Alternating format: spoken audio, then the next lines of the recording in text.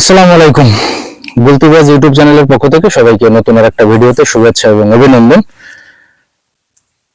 আমি একটা কথা একটু ফ্র্যাঙ্কলি আপনাদের ফ্রি মাইন্ডে বলতে চাই, সেটা হলো যে চ্যানেলটা তো আপনাদের স্লিংশট টিউটোরিয়াল টিপস, পরামর্শ এবং প্রোডাক্ট রিভিউ ভিডিও তো আপনাদেরকে প্রতিনিয়ত দিয়ে যাচ্ছি। তো আপনাদের তো অবশ্যই উচিত চ্যানেলটা সাবস্ক্রাইব করে বেল আইকনটা অন করে রাখা এবং একটা কমেন্ট করে জানানো যে আপনারা কোন টপিকসে ভিডিওগুলো চাচ্ছেন, এটা তো আপনাদের জানানো উচিত। সো বন্ধুদের কাছে বিশেষ অনুরোধ থাকবে আপনারা ভিডিওটা না টেনে শুরু থেকে শেষ পর্যন্ত দেখবেন, কারণ আজকের ভিডিওটা আপনাদের জন্য অত্যন্ত গুরুত্বপূর্ণ হতে যাচ্ছে এবং খুবই প্রয়োজনীয় একটা ভিডিও হতে যাচ্ছে। অলরেডি আপনারা টাইটেল আর থাম্বনেল দেখে বুঝতেই পারতেছেন যে আমি কোন টপিকসে কথা বলতে চাচ্ছি। রাবার, এই রাবার টপিকসে আমি যে এখনো পর্যন্ত কতগুলো ভিডিও বানাই আমার ইউটিউব চ্যানেলে আপলোড করছি যা ধারণার বাইরে। আপনারা অনেকে দেখছেন আবার অনেকে দেখেন নাই, তো আপনারা আজকের এই ভিডিওটা শেষ করার পরে স্ক্রল করে ওই ভিডিওগুলো দেখে নেবেন। আপনাদের অনেক প্রবলেম রাবার সংক্রান্ত বিষয়ে অনেক সলিউশন চ্যানেলে আপলোড করা আছে, আপনারা সেখান থেকে ইনশাল্লাহ দেখে নেবেন। এটা হলো আমাদের এক ভাইপো পাশে বসা, আমি ভিডিও করতেছি পাশে বসে, তো সে এটা নিয়ে আসছে কাছে, তো ভাবলাম যে এটাও একটু আপনাদের সামনে প্রেজেন্টেশন করি। এটা হলো আপনার পাটখড়ি আর আমাদের গ্রামে যে বাল্টি পাওয়া যাইতো সেটা দিয়ে বানানো। তো যাই হোক, টপিকস আজকে এটা না, টপিকস হলো আপনার চায়না ভিয়েতনামের যে স্লিংশটের যে ফ্ল্যাট রাবার, এই ফ্ল্যাট রাবার সম্পর্কে। প্রসঙ্গটা হচ্ছে যে হিট আর স্পিড কেন কম হয় এবং কিভাবে বাড়াবো, কিভাবে কমাবো বা কিভাবে ব্যবহার করব, সেই টপিকসে ইনশাল্লাহ কথা বলবো। তো চলেন ইনশাল্লাহ ভিডিওটা শুরু করা যাক।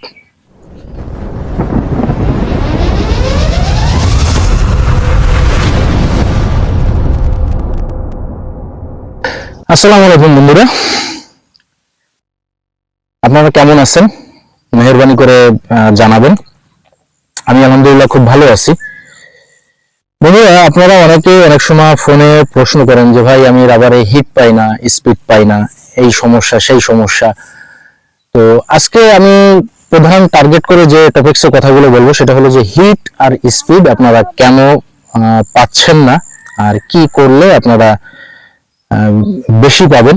কিছু ভাই এই টপিকসে কথা বলার জন্য একটা ভিডিও বানানোর জন্য বলছিলেন, তো যার কারণে আজকের ভিডিওতে আসা। তো নাম্বার ওয়ান, আমি যে বিষয়টা আপনাদের সাথে কথা বলতে চাই সেটা হলো যে প্রবলেমটা হয় যেখানে যে নন ব্র্যান্ডের কিছু রাবার আছে, যেগুলো দেখবেন যে লাল নীল লাল হলুদ 2 কালারের 3 কালারের বিশাল বড় বড় সাইজের, খুব বেশি মোটা সাইজের। এই রাবারগুলো আপনাদেরকে খুশি করার জন্য গিফট স্বরূপ দেওয়া হয়। তো ওইটা দিয়ে আপনারা যদি আশা করেন যে আপনারা পরিপূর্ণভাবে হিট আর স্পিড পাবেন, তো ধারণাটা সম্পূর্ণ ভুল। ওই রাবারগুলো দিয়ে, ওগুলো নন ব্র্যান্ডের লো কোয়ালিটির রাবার, ওগুলো দিয়ে কখনো আপনারা হিট স্পিড পাবেন না, নাম্বার ওয়ান। নাম্বার 2 হলো যে ওই রাবারগুলো তো নন ব্র্যান্ডের, তারপরে আবার ওই রাবারগুলো কোয়ালিটি ফুল না এবং প্রচুর পরিমাণে বড় থাকে, এত বড় বড় রাবার থাকে। তো যার কারণে ওই রাবারগুলো টানলে একদম ফ্যাল করে শুধু বলে। হ্যাঁ, আপনারা যে কি বলে যে কিছু কিছু কাপড়ে যে ইলাস্টিক গুলো, কাপড়ের বা যে ইলাস্টিক গুলো ব্যবহার করা হয় ওরকমের একদম ফ্যাল আপনার খুবই নরম সফট, ওরকমেরই রাবার গুলো টানলে বলে। তো যার কারণে আপনারা হিট স্পিড পান না। তো নাম্বার 2। নাম্বার 3, যদি আপনারা ব্র্যান্ডের রাবার নেন, তো ব্র্যান্ডের রাবার নেওয়ার পরেও আপনারা অনেকে যথেষ্ট হিট আর স্পিড পান না। তো এই টপিকসে আমি কথাগুলো আপনাদের উদ্দেশ্যে বলতেছি যে ব্র্যান্ডের রাবার যদি আপনারা নেন, সেক্ষেত্রে আপনারা আগে সিদ্ধান্ত নেবেন যে শর্ট পুল, মিডিল পুল, লং পুল, ওভারড্র কোন শুটটা আপনারা করবেন। এই ক্যাটাগরির পরে যে আপনার রাবারের সাইজ নির্ধারিত হবে।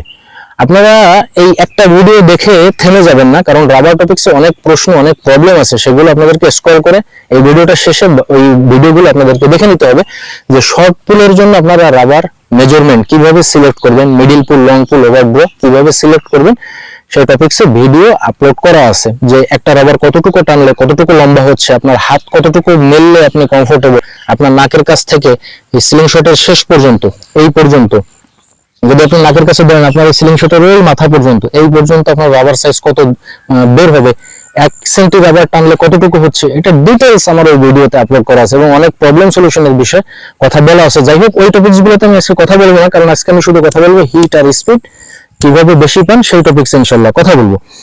এখন আপনি টানতেছেন শর্ট পুল, তার মানে আপনি কিন্তু অল্প একটু রাবার টানতেছেন, কথা বুঝেন, রাবার টানতেছেন অল্প একটু। ধরেন আমার এই রাবারটা আছে 16.5 সেন্টি, তো 16.5 সেন্টিতে আপনি ধরেন রেঞ্জ পাচ্ছেন 20 মিটার। তো আপনি যখন এটা মিডিল পুল টানবেন, তার মানে রাবার আরেকটু যখন আপনি বড় সাইজের ব্যবহার করবেন, কাটবেন বা বড় সাইজের বেঁধে ব্যবহার করবেন, তখন 20 মিটার ছাড়া আরেকটু বেশি আপনি রেঞ্জ পাবেন।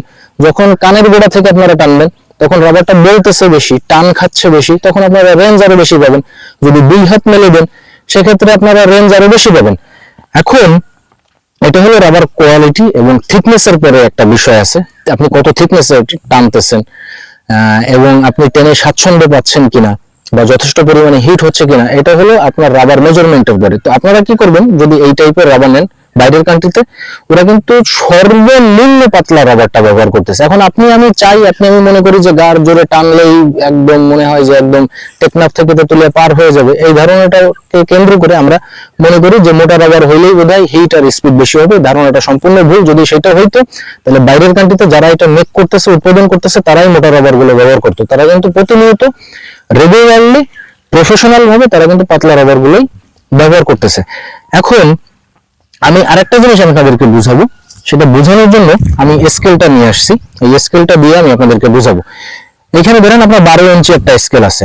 আচ্ছা, এইখানে হলো আপনার স্লিং শট, আর এইটা হলো আমার এই যে আঙুল, এই আঙুল বরাবর এটা হলো টার্গেট। আপনি এইটাতে হিট করবেন, এতটুকু রাবার আপনি টানতেছেন, টেনে এটাকে হিট করবেন। তো এইটা থেকে এইটা যে পরিমাণে হিট পাবে, তো এই টার্গেট যদি এই 3 ইঞ্চি থেকে আমি যদি 6 ইঞ্চি মানে দূরত্ব বাড়ালাম, যখন এইখান থেকে টেনে এটাকে হিট করা হবে, এটা কিন্তু স্পিড কম পাবে, স্পিড এবং হিট কম পাবে। আচ্ছা, টার্গেট যদি আরো দূরে হয়, তাহলে কিন্তু এটা যখন আপনি টানতেছেন, এইটা কিন্তু যে যখন হিট করতেছে তখন স্পিড এবং হিট কম হচ্ছে। এখন আপনি কতটুকু দূরত্বে কোন টার্গেটে কোথায় আপনি হিট করতেছেন, সেটার উপরে নির্ভর করবে যে আপনি কতটুকু হিট স্পিড পাবেন। অর্থাৎ দূরত্ব যত বেশি হবে, আপনার স্পিড কিন্তু কমে যাবে, হিট কিন্তু কমে যাবে। তো সেক্ষেত্রে আপনাদের একটা জিনিস মাথায় রাখতে হবে যে দূরত্ব যত বাড়বে, হিট আর স্পিড কিন্তু অবশ্যই কমবে।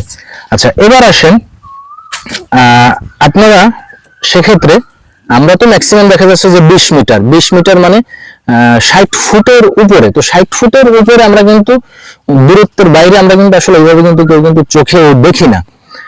তো সেক্ষেত্রে আপনারা চেষ্টা করবেন যে আপনারা পাতলা রাবার গুলো নেবেন এবং একটু শর্ট কেটে নেবেন। যদিও আপনার হাতের, দেখেন আমি কিন্তু আমার হাত কিন্তু পরিপূর্ণ কিন্তু খোলে না, এইভাবে যদি খোলে তাহলে কিন্তু হাত সোজা থাকতেছে, কিন্তু আমার হাত কিন্তু দেখেন এই যে এই হাত কিন্তু বাঁকা থাকতেছে। তারপরে আমি এটা মেনে নিছি এই জন্য যে আমার হিট আর স্পিডটা আমার বেশি প্রয়োজন, যার কারণে আমি এটা এভাবে কেটে নিছি। হ্যাঁ, তবে আপনাকে একটা জিনিসের দিকে খেয়াল রাখতে হবে, যদি ওভার টানা হয়ে যায়, দেখেন এটার পরে কিন্তু আর টানা যাচ্ছে না, এর পরে যদি আপনি ওভার টানেন, আরো যদি বেশি টানেন, সেক্ষেত্রে কিন্তু রাবারের পরে টান পড়তেছে বেশি, রাবারের লংজিভিটিটা একটু কম হবে, লাস্টিংটা একটু কম হবে। কিন্তু এটা আপনাকে মেনে নিতে হবে, কারণ আপনার প্রধান উদ্দেশ্য কি? প্রধান উদ্দেশ্য হলো টার্গেটে হিট করা। আর টার্গেটে হিট হওয়ার জন্য আপনাকে কি করতে হবে?